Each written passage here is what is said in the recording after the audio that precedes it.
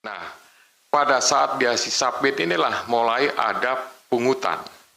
Kalau dia tidak memberikan, nggak dikirim-kirim. Dari gambaran tersebut, diketahui bahwa WNA dalam melakukan proses dokumen izin tinggal melalui biro jasa, penjamin, sponsor, dan lain-lain, ya, selanjutnya biro jasa akan membantu. Jadi seharusnya prosesnya ini menggunakan aturan. Ada PP, saya catat ini, PP nomor 45 tahun 2024 yang menentukan tentang jenis dan tarif atas PNBP. Di situ disebutkan misalkan untuk pelayanan keimigrasian. Ya. Pelayanan keimigrasian detailnya juga banyak, macam-macam gitu. Nah, itu ada angka yang harus sudah ditentukan. Nggak bisa kemudian diakalin. Nah, inilah prosesnya yang kemudian ditambahkan. Jadi sebagai tambahan informasi, mungkin sedikit saya tambahkan penjelasannya. Jadi warga negara asing yang ingin masuk ke Indonesia, itu pada saat dia melakukan proses pengurusan administrasi itu seharusnya menggunakan semua proses pelayanannya secara daring. Nah, itu ada penjamin. Diawali dari kalau dia ingin berusaha, beraktivitas, bekerja, itu proses pengurusannya pertama yang dilakukan adalah RPTKA yang dilakukan oleh Kementerian Tenaga Kerja. Jadi ini sebetulnya dua kementerian yang saling berkaitan. Satunya menerbitkan untuk RPTKA-nya, yang nanti terbitnya adalah TA01, itu pun juga jelas, tapi prosesnya sudah berjalan, gitu. Nah, kemudian begitu dia ingin bekerja, maka kemudian melakukan proses visanya sudah tentukan, ya, bahwa visanya bekerja, dan kemudian ada tambahannya adalah izin tinggal terbatas, gitu. Nah, izin tinggal terbatas nanti pada saat perpanjangan juga ada 30 hari, 60 hari, 1 tahun, 2 tahun, bahkan ada yang tidak terbatas, gitu. Nah, ini proses inilah yang mulai dilakukan. Karena proses permohonan atau rekomendasi dari penjamin. Warga negara itu harus memiliki penjamin yang ada di Indonesia. Jadi kalau misalkan dia ingin bekerja di yuridiksinya wilayah Jakarta Barat, gitu, maka pengurusannya dilakukan di sana. Nah, oleh karena ini melibatkan dari proses di Kanim di Jakarta Barat.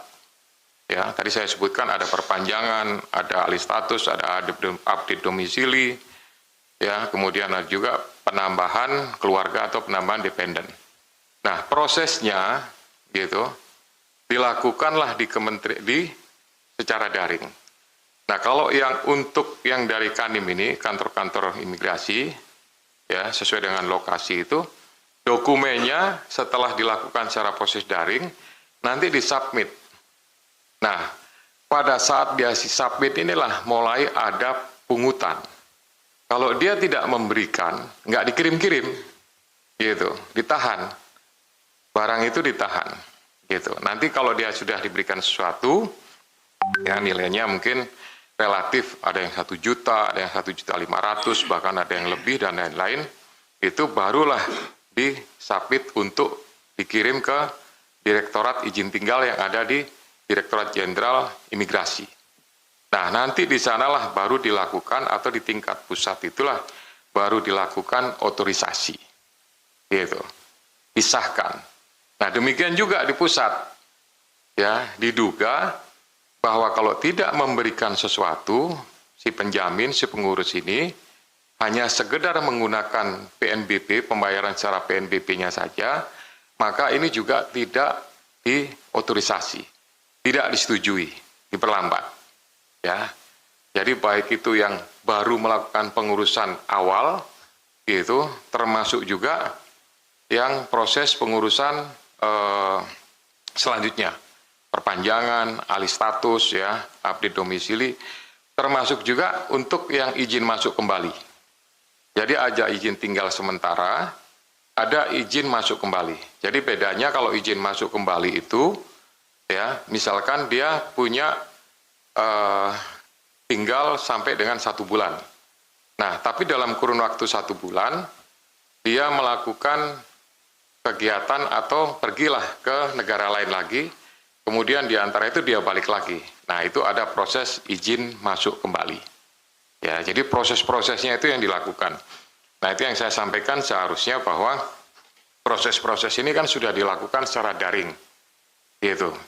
Artinya tidak ada lagi pertemuan antara pihak penjamin, pengurus dengan pihak operator. Gitu. Jadi sebenarnya sistemnya sudah bagus. Ya, mohon maaf, saya izin minum ya. Ya, jadi sebenarnya sistemnya ini sudah bagus. Nah, cuma sekali lagi, seharusnya termasuk batasan waktu, harusnya juga sudah ada. Mungkin nanti Pak Asep bisa jelaskan atau Pak Taufik, gitu. Nah, harusnya kalau sudah menggunakan sistem, harusnya ditentukan dari dokumen masuk sampai approval, ya, sampai diotorisasi itu berapa lama, gitu. Harusnya seperti itu, misalkan 5 hari, gitu ya. Jadi H+4 maksimal H+5 itu sudah terbit, ya, sehingga pada saat orang masuk, jadi izin tinggal terbatas itu memang dokumennya tidak secara fisik. Warga negara asing yang masuk ke Indonesia pada saat dia di autogate, sekarang itu kan sistemnya imigrasi sudah autogate ya, ditempel saja paspornya, itu langsung bisa masuk. Nah, sesaat kemudian itu akan ada notifikasi yang menjelaskan tentang status dari izin tinggal sementaranya sudah dapat. Itu melalui email. Gitu. Jadi ini sebenarnya sudah prosesnya by sistem, by digitalisasi.